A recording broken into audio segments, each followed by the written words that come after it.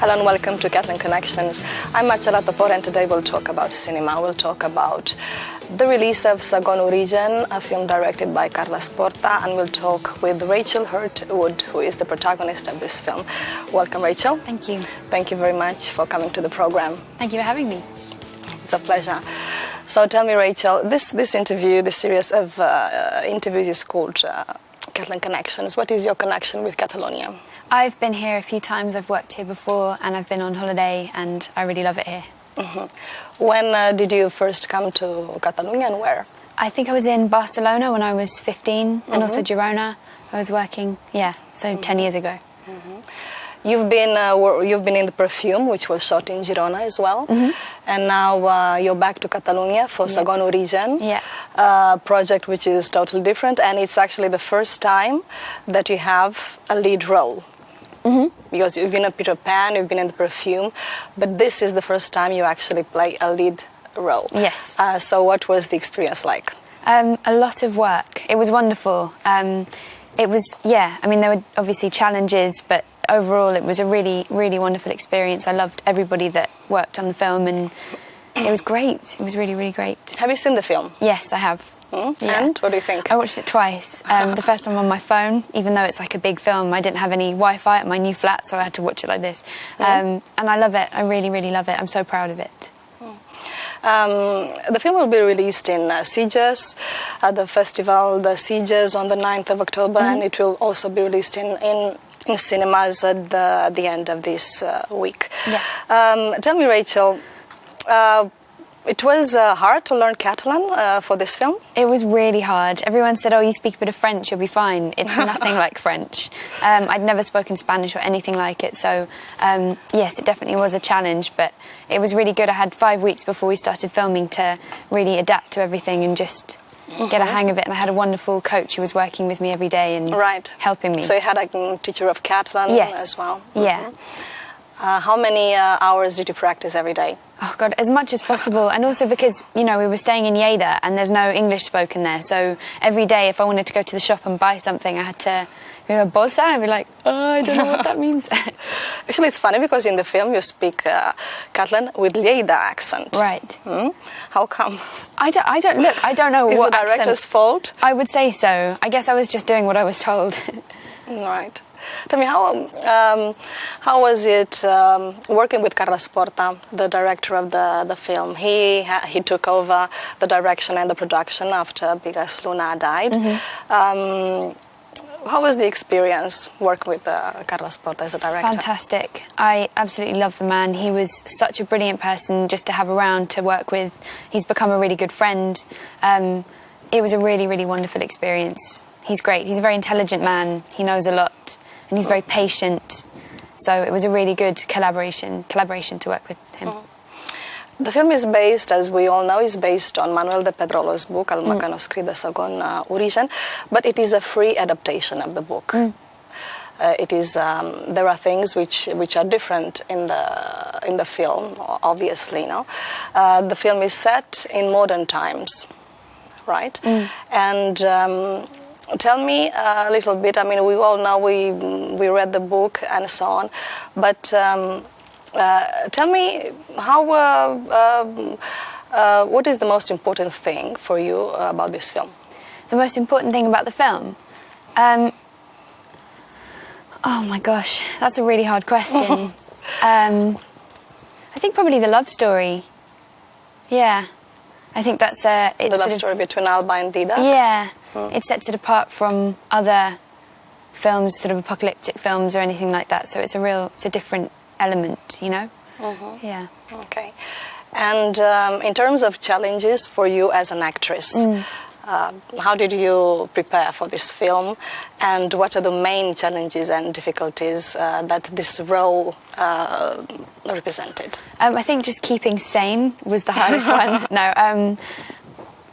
Being away from home for 3 months, and I think, probably the biggest challenge was the language thing, because although, Carles speaks English and I learned a little bit of Catalan, I think just doing the whole film, working with the two actors, who, the two Didac actors, neither of them spoke English, like a couple of words, so that was really tricky to try and connect with them and bond with them in the initial stages.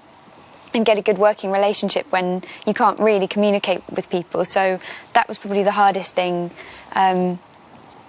Otherwise everything was just the usual pressures of a job, you know. I can't complain. What was it like living in Lleida for 3 months? Cold. It was cold. Yeah. And what did you think of Catalonia and the people of Catalans in general? Did you get to know them well? Did you make friends?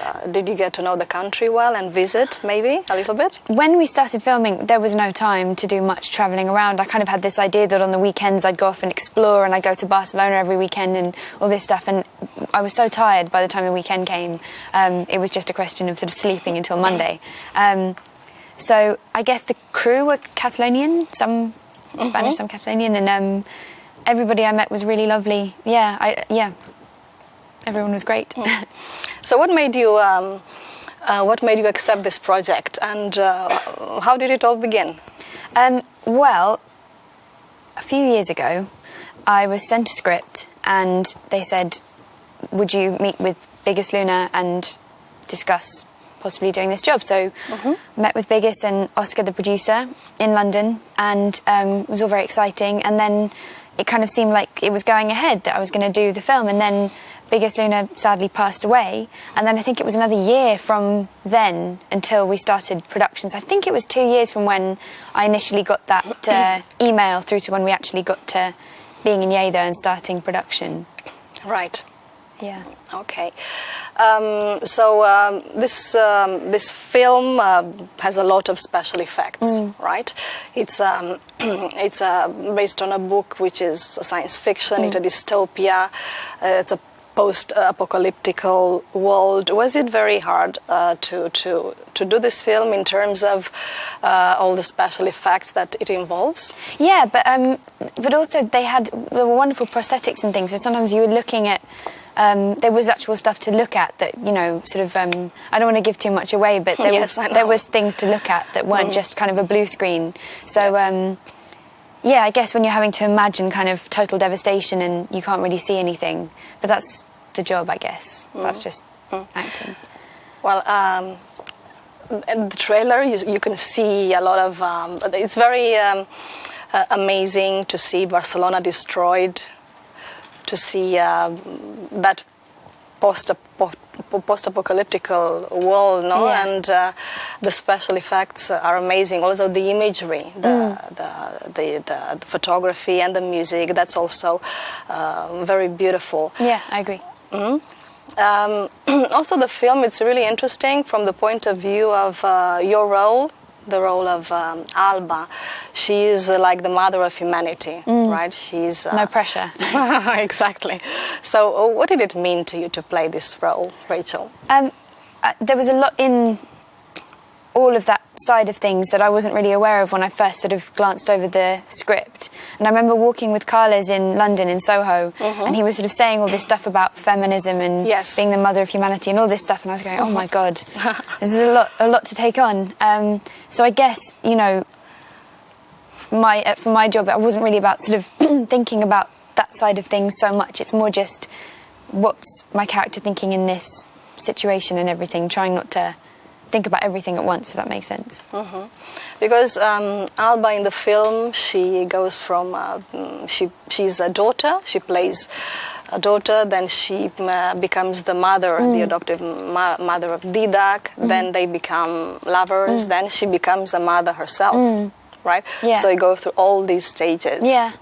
And I think we tried to sort of have shifts in the character. So initially she's a bit more kind of teenage and sulky, and then as time progresses you see her kind of mature and mellow a bit, and obviously it's such a different kind of story than what a woman would go through if she was to go through those stages of life anyway, because of the circumstances. But we tried to have some different stuff. Yeah, we have the trailer.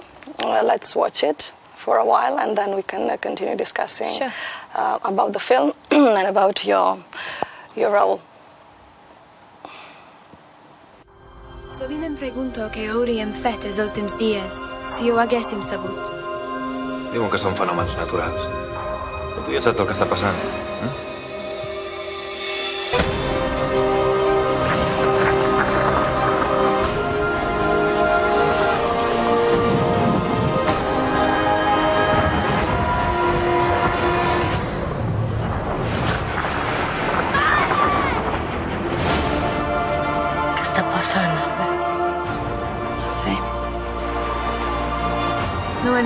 señal de vida humana. No ve ningú. I si fóssim els únics supervivents?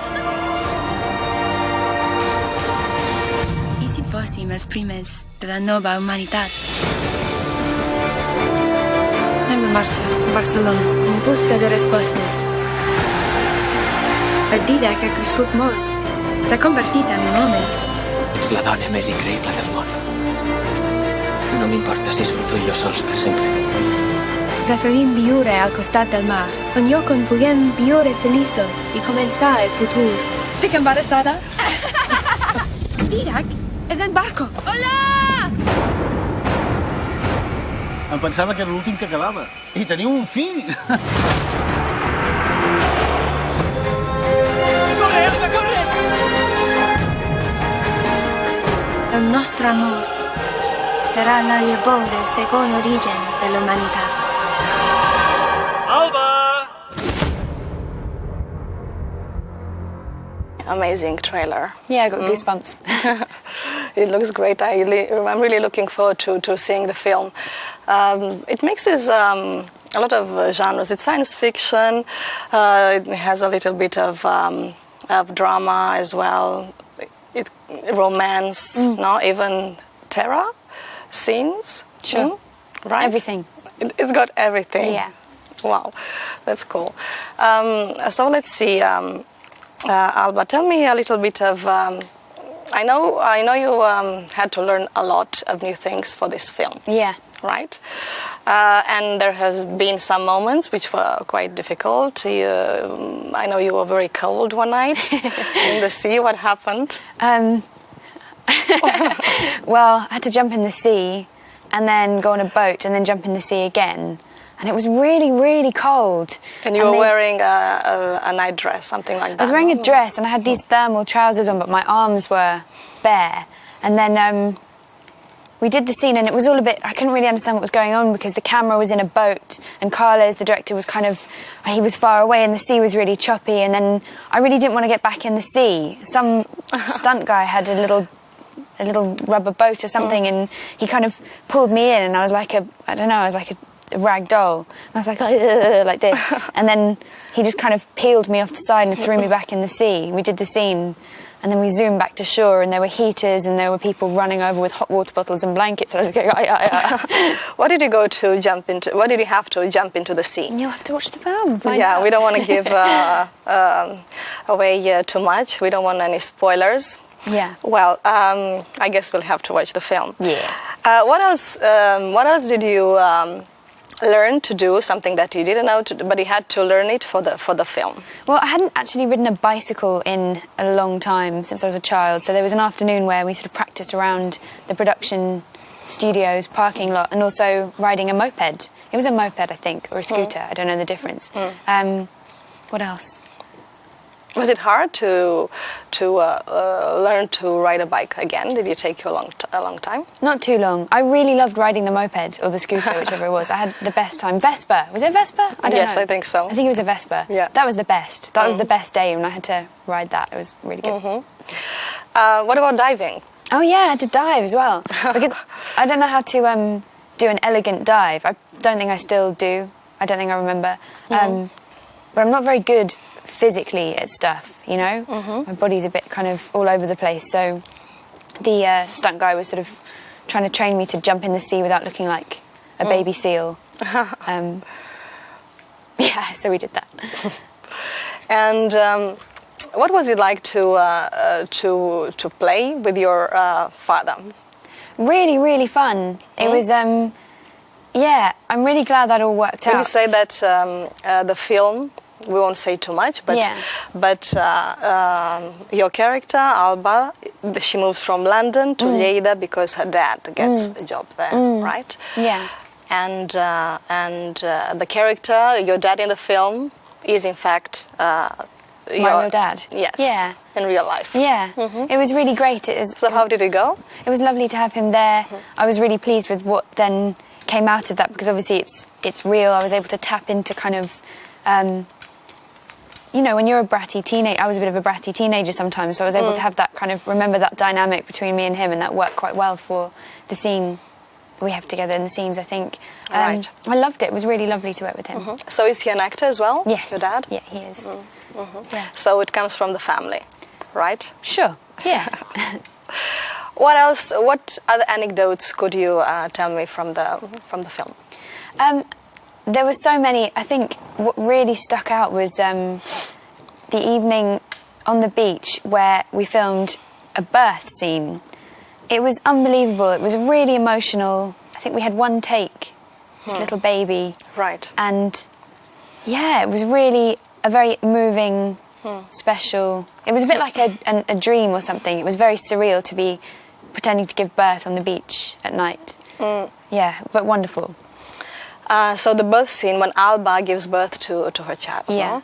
No? Did you prepare for this scene in a special way? Yeah, I gave birth. No. Because I know you don't have any children. Yeah, no, I don't. There's a programme in the UK called One Born Every Minute, it documents various women giving birth. And I used to watch that obsessively as a teenager. So I tried to remember the screaming. Right. And that was my preparation. Was there a lot of screaming? Again, watch the film.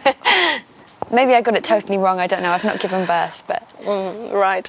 Another very important scene in the film is the scene at Camp Nou. Right. I've been told that this is one of the key scenes in the film. It's very powerful, very, very emotional, very magical. Can you tell me a little bit about that scene? Yes, we arrived there, and it's been Didak's dream to be a footballer, and he gets to do that. And then one thing leads to another, and then you have to watch the film. I'm going to keep saying that. I'm going to keep saying that.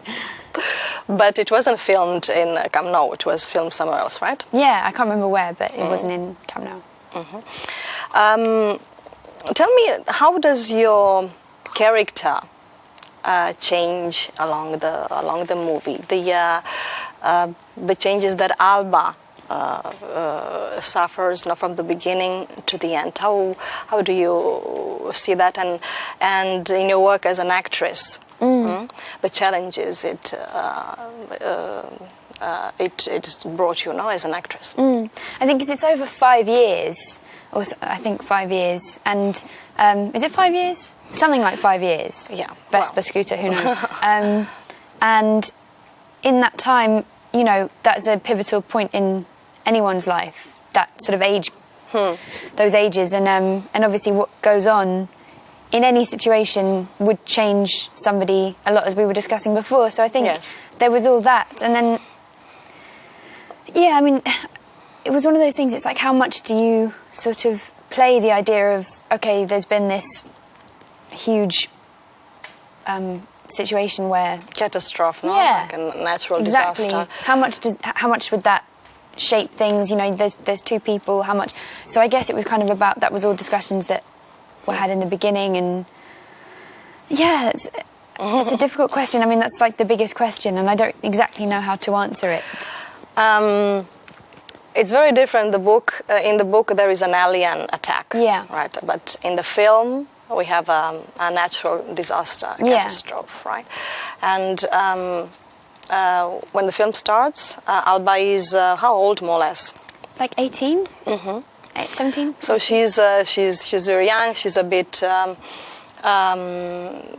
rebellious, no? Maybe. I think we talked about it. And we thought the idea was that she was a bit frustrated because she's moved to Spain with her dad under the impression that she's going to have this really glamorous lifestyle, and they ended up on this kind of not farm, but this very rural kind of life. And so she was a bit frustrated with her life in Lleida. Yeah, I think that's the kind of idea. And then obviously that all kind of no longer matters, and she sees then the benefits of having that kind of knowledge of how to live a more natural way when suddenly required to do so.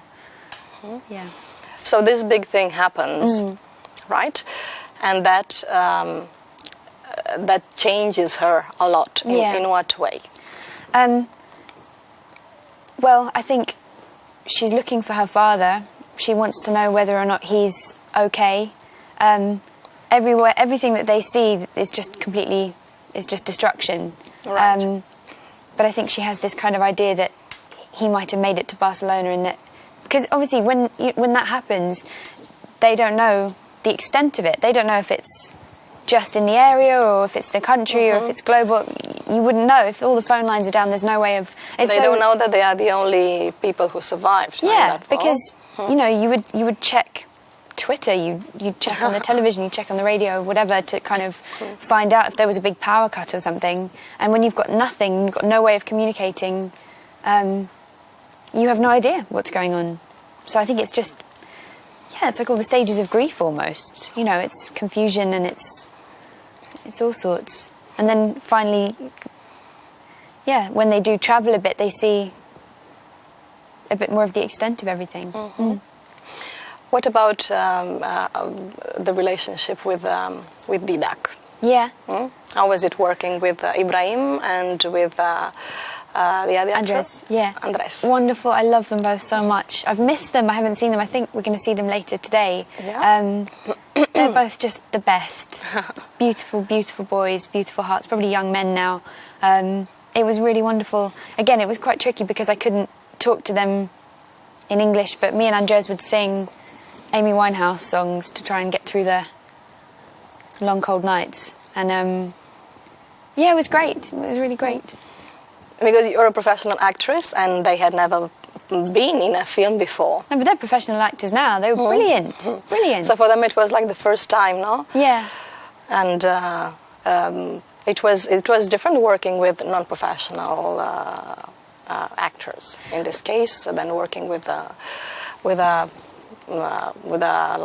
experienced actor. Yeah, but it didn't show. By the time we were actually on set, they were so fantastic, and their performances are so honest and clever and brilliant.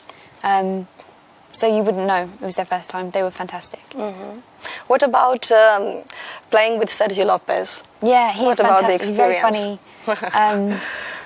He's brilliant. He's so unbelievably talented and just very charismatic. And I really loved working with him.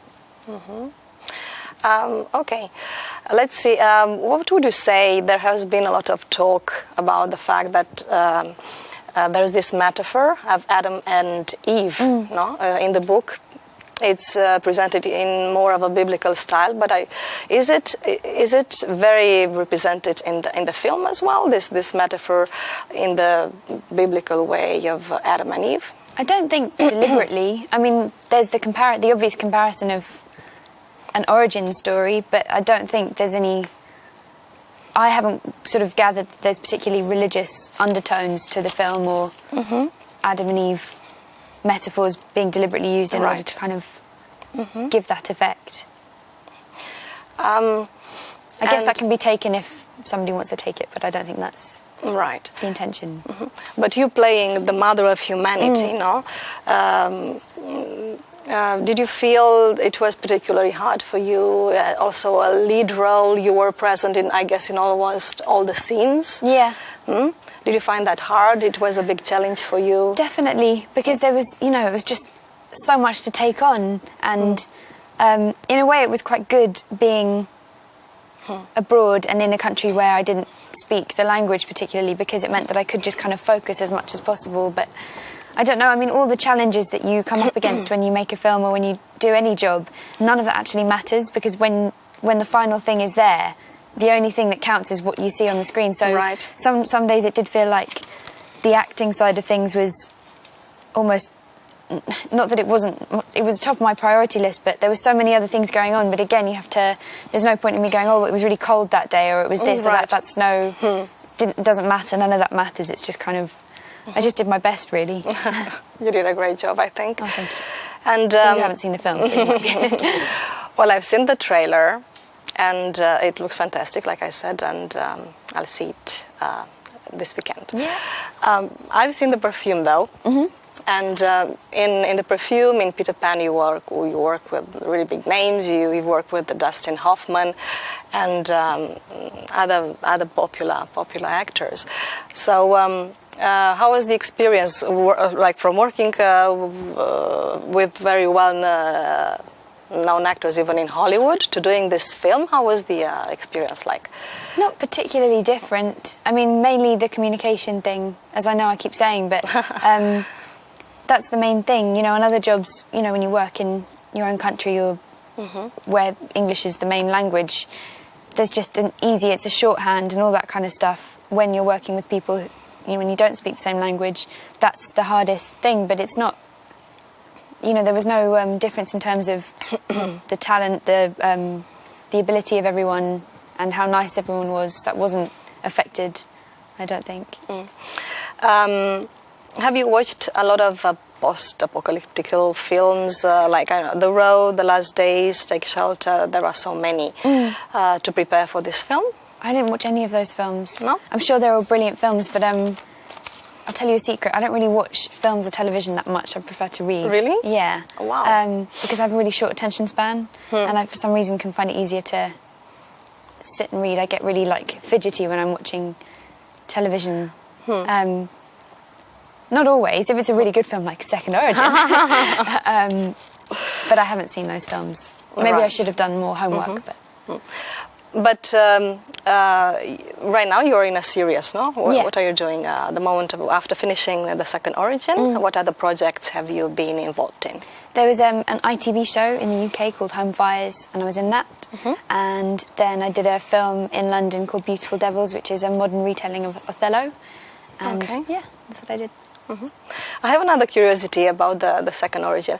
Tell me, in the book, the son of Albaz and Didak's son is called Mar. Why isn't that so in the film? We changed the name. Yeah. Why was that? Do you know, I can't remember the reason. I should probably have some really clever answer prepared, but I don't. But what's the name in the film? Kai. Kai, right. Which means? Sea.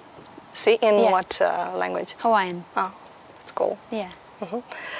Any other big differences between the book and the film, such as this one, the change of? Do you know what? I haven't read the book because I don't think it's in English. I think it's only in Catalan. Right. So I don't know. I don't know. You'll have to watch. Have you read the book? Yes, a long time ago. Okay. But for me, well, the change of name was something that for me was like quite striking, and I was curious to find out why. Yeah. Maybe because of the pronunciation? Or? Yeah.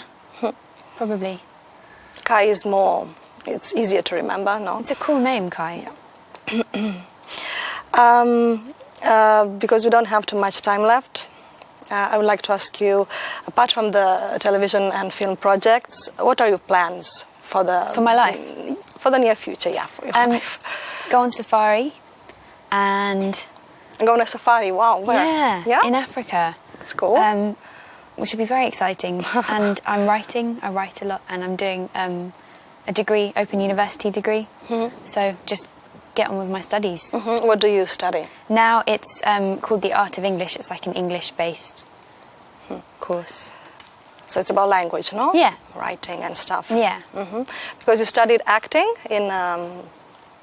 you studied to become a professional actor, or...? No, I didn't. I started acting when I was 11, 12, and then carried on. And I did some private coaching a few years ago, but I haven't studied particularly.